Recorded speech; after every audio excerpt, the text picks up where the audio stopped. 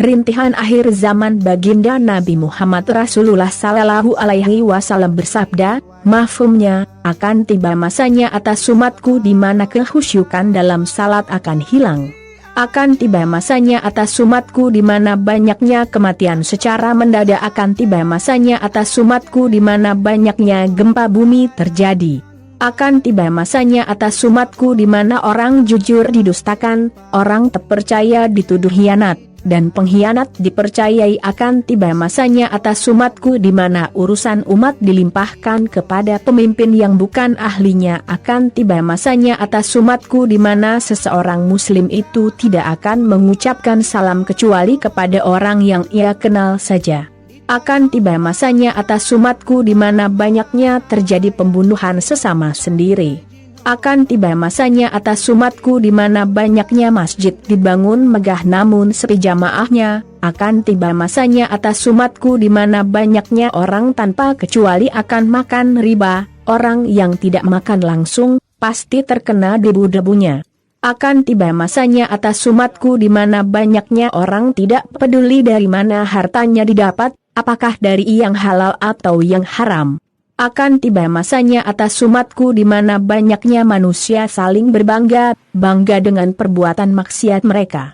Para sahabat bertanya, kapan hal itu akan terjadi wahai Rasulullah?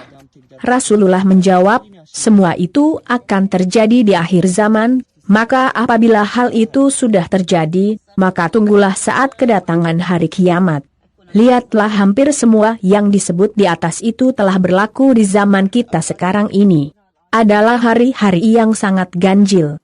Ibu-ibu dan bapak-bapak hanya mementingkan makanan yang sedap dan pakaian yang cantik saja terhadap anak-anak mereka. Namun mereka lupa menanam ajaran agama dan akhlak kepada anak-anak mereka. Hari-hari yang ganjil. Para pekerja tidak ikhlas bekerja dengan alasan gaji yang diberi tidak mencukupi sedikit. Namun mereka lupa sesungguhnya Allah Azza wa Jalla memberkahi rezeki yang halal dan menghilangkan dari rezeki yang haram. Hari-hari yang ganjil, pemuda dan pemudi berjam-jam menghabiskan waktu mereka jalan-jalan dan berpelesiran di mal atau di pasar raya. Namun mereka merasa letih dan berat untuk mengerjakan salat walau hanya 2 rakaat. Hari-hari yang ganjil. Pemuda dan pemudi asyik mendengar lagu-lagu dengan hati yang girang gembira. Namun jika untuk mendengar firman-firman Allah, hati mereka menjadi sesak seolah-olah mereka hendak naik ke langit, sedang mereka tidak tahu bahwa perkara yang halal tidak boleh bercampur dengan perkara yang haram. Hari-hari sangat ganjil. Kita bersungguh-sungguh berusaha sehingga mampu membeli apa yang kita suka, yang enak-enak dan yang bagus-bagus, murah atau mahal, kita sanggup membayarnya walaupun dengan berapa harga sekalipun. Namun ketika kita ingin menderma ke dalam kotak masjid, kita akan memilih uang kita yang paling kecil sekali untuk dimasukkan ke dalam kotak amal. Hari-hari yang ganjil. Kita set alarm sebelum tidur takut terlambat bangun untuk pergi kerja. Namun kita lupa untuk setkan alarm untuk bangun menghadap Allah ketika salat subuh. Hari-hari yang ganjil. Saat kita takut dan khawatir terlambat masuk kerja. Namun kita tidak pernah takut dan khawatir kalau terlambat menghadap Allah sholat, ketinggalan salat berjamaah di masjid.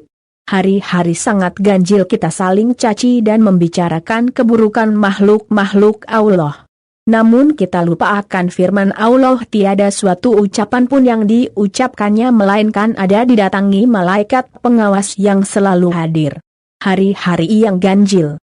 Kita mengeluh dari banyaknya musibah dan bencana, namun kita lupa akan firman Allah, Maha suci Allah yang telah menggerakkan kendaraan ini untuk kami padahal kami tiada kuasa menggerakkannya. Hari-hari yang ganjil. Ibu-ibu dan bapak-bapak membiarkan saja istri dan anak perempuan mereka memakai pakaian dengan menampakkan aurat bahkan menimbulkan fitnah kepada orang lain tanpa ada rasa bersalah dan tidak berani untuk mencegahnya dengan alasan itu adalah hak asasi manusia, kubur masing dua dan lain-lain. Hari-hari yang ganjil. Pada saat pesan ini sampai kepadamu, maka dengan engkau telah menjadi salah seorang yang membantu dalam memberikan peringatan tentang peraturan serta syariat Allah Azza wa Jalla dan sunnah-sunnah Nabi Muhammad Rasulullah Sallallahu Alaihi Wasallam. Apa yang kami harapkan darimu adalah turut serta menghidupkan sebagian dari sunnah Nabi ini, walau hanya dengan satu perbuatan sunnah saja. Memelihara hadis yang mulia, dengan demikian Anda telah bersama-sama dengan kami dalam menyebarkan sunnah-sunnah Rasulullah Sallallahu Alaihi Wasallam. Jadilah Anda salah seorang yang mengajak kepada kebaikan, agar semakin bertambah ganjaran pahala kita dapat karena sudi berdakwah insya Allah.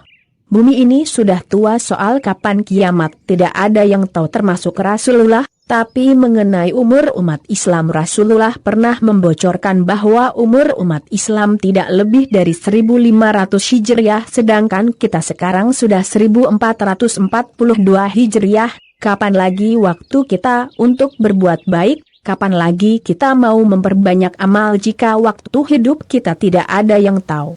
Mudah-mudahan kita selamat hidup di dunia yang sebentar ini, menuju akhirat yang kekal abadi. Saudaraku, bila lidahmu tak sanggup menyebarkan kebaikan, maka biarkanlah jari-jarimu melakukannya. Jangan putus sampai di sini, lanjutkan. Wassalam.